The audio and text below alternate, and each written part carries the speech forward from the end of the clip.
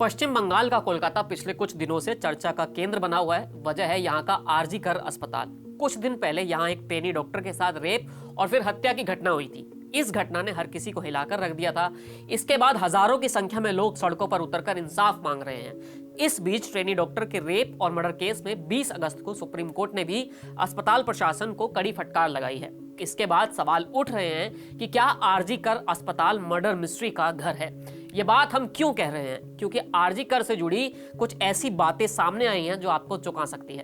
कुछ आंकड़े ऐसे सामने आए हैं जो कई तरह के सवाल खड़े कर रहे हैं। ट्रेनी डॉक्टर की रेप और मर्डर समेत पिछले 22 साल में आरजी कर अस्पताल में 7 डॉक्टरों की असामयिक मौत हो चुकी है। इनमें से किसी का मर्डर हुआ है तो किसी ने सुसाइड किया है। खास बात यह है कि ये सभी मौतें अस्पताल से जुड़ी हुई हैं। इन रहस्यमयी मौत को लेकर टीवी 9 कोई दावा नहीं कर रहा है, क्योंकि मर्डर हो या फिर सुसाइड, किसी भी जांच का काम एजेंसियों का ही है और उन्हें ही जांच करनी है। हम सिर्फ आपके सामने वो हैरान करने वाली जानकारी रख रहे हैं जिसके केंद्र में आरजी कर अस्पताल है। आइए सिलसिलेवार ढंग से समझते हैं और उन तारीखों का जिक्र करते हैं कि जहां आरजी कर अस्पताल से जुड़ा कोई ना कोई मामला सामने आया ही है। सबसे पहले तो यही ताजा मामला सामने आया जो 9 अगस्त 2024 को हुआ। यहां आरजी कर अस्पताल में ट्रेनी डॉक्टर की रेप के बाद हत्या की गई। कॉलेज के सेमिनार हॉल में शव मिला। अस्पताल का कर्मचारी ही इसका आरोपी बताया गया। कॉलेज प्रबंधन पर मर्डर की बात छिपाने का आरोप है और अब इस मामले की जांच सीबीआई कर रही है। इसके बाद तारीख है 13 जनवरी 2023। डॉक्टर सायन मंडल की मौत उत्तराखंड में ट्रैकिंग के दौरान हुई थी। दावा किया गया कि उन्हें सांस लेने में दिक्कत थी, हालांकि ये कभी साबित नहीं हो पाया। ऐसा दावा किया गया कि डॉक्टर सायन को अस्पताल में हो रही गड़बड़ियों की जानकारी थी। एक तारीख है 13 अगस्त 2023। डॉक्टर शुभ्र ज्योति दास 23 साल की इंटर्न डॉक्टर थी जो दवा के ओवरडोज की वजह से उनकी मौत हो गई थी। पिछले मामलों की तरह यहां पर कोई सुसाइड नोट नहीं मिला था। अस्पताल की ओर से उनके डिप्रेशन में होने का दावा किया गया। ऐसा ही हुआ मई 2020 में।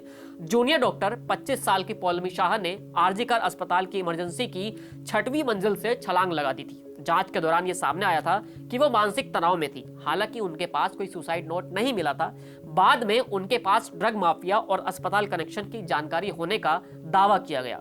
ऐसी ही एक तारीख है 23 अक्टूबर 2016। गौतम पाल मेडिसिन के प्रोफेसर थे। वो दमदम स्थित अपने फ्लैट में छत विछत अवस्था में मिले थे। उनके घर का दरवाजा अंदर से बंद था, लेकिन कुछ सबूतों से पता चला कि उनकी हत्या की गई है। हालांकि ये साबित नहीं हो पाया। बताया ये गया कि वो तनाव में थे और मौत का कारण आज भी अज्ञात है। 22 अक्टूबर 2003 को भी ऐसा ही हुआ, जब डॉक्टर अरिजीत दत्ता की मौत 2003 में 22 अक्टूबर को हुई थी। इसे सुसाइड बताया गया था। ऐसा कहा गया कि अरिजीत ने अधिक मात्रा में दवाएं ली थी।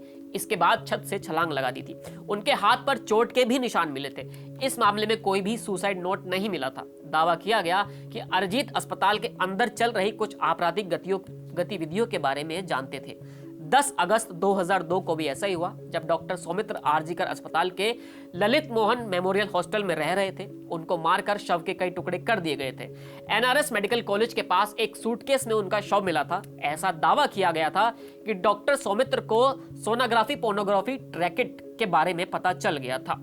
कोलकाता के बहुचर्चित आरजी कर अस्पताल से जुड़े ये तमाम ऐसे मामले रहे हैं जो हमेशा सुर्खियों में रहे हैं। लेकिन अब जब आरजी कर अस्पताल में हुई घटना न सिर्फ बंगाल बल्कि पूरे देश और दुनिया में सबके सामने आई है, तब दोबारा से इन मुद्दों पर सवाल पूछे जा रहे हैं। सवाल है कि आखिर आरजी कर अस्पताल से जुड़ी जांच कब तक पूरी होगी और कब न सिर्फ अभी के ताजा मामले बल्कि पुराने मामलों की सच्चाई भी दुनिया के सामने आ पाएगी।